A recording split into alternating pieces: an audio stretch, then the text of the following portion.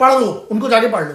Book सब लिखते हैं कि बाबर जो है सबसे बड़े दुश्मन मानता था, और कोई भी पत्र कहीं भी महाराणा सांगा ने कहीं पर भी नहीं लिखा है कि बाबर कहीं पर भी कि महाराणा सांगा साहब ने उनको बुलाया था। सब मनगढ़ंत है। बकलोल इतिहास पढ़ लेना, उसके बाद हमसे आना, या जिसने पढ़ा हो उससे पूछ लेना।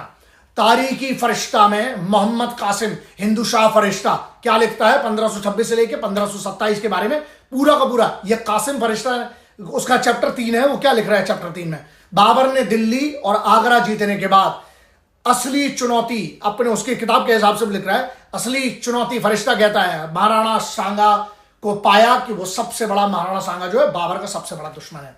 तो क्या होता है? और वो ये भी लिखता है कि महाराणा सांगा का नाम सुनकर बाबर डर जाया करता था। खुद अपनी किताब में लिख रहा है फरिश्ता।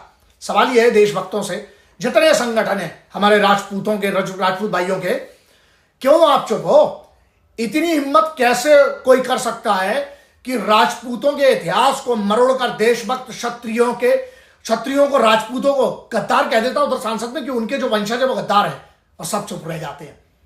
इसी के साथ मुझे ये नहीं दिखा कभी भी, किसी का भी जवाब नहीं दिखा अभी तक। तो क्यों, क्या हो गया?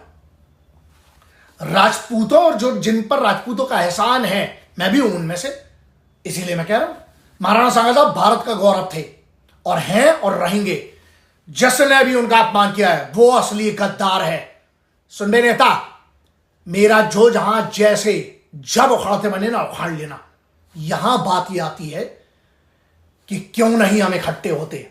यहां तो बात उनकी है ना जिनने इस देश के लिए अपना रक्त दिया, रक्त रंजित होकर इसलिए लड़े वो वहां पर कि आज मैं आप एक अच्छी सांस ले सकें। लेकिन दुख इस बात का लगता है कि आप आज चुप हैं, और जितने लोग चुप हैं ना सब नपुंसक हैं।